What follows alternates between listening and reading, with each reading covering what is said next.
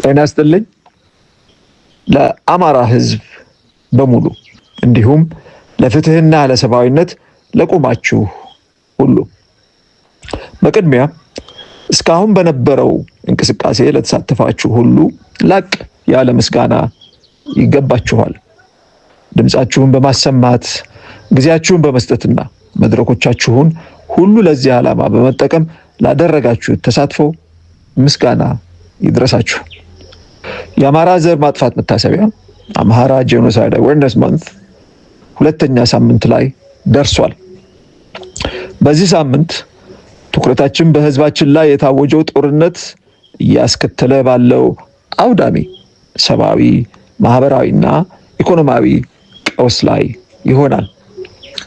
በመጪዎቹ 2 ሳምንታት የሚከናወኑት ዋና ተግባራት የሚከተሉት ናቸው።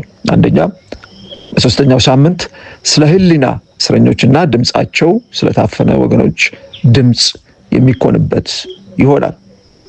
ሁለተኛ፣ በአራተኛው ሳምንት የአማራን የህልውና ደህንነት ለማረጋገጥ ሊሰሩ የሚገባቸው ቀጣይ ስራዎች ላይ ትኩረት ይደረጋል። ታሪካችንን የመጻፍ ኃላፊነት የራሳችን ነው።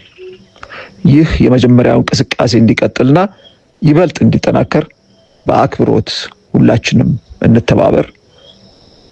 በጋራ በመቆም ዓለም የፍትህ ጥሪያችንን እንዲሰማ እናድርግ።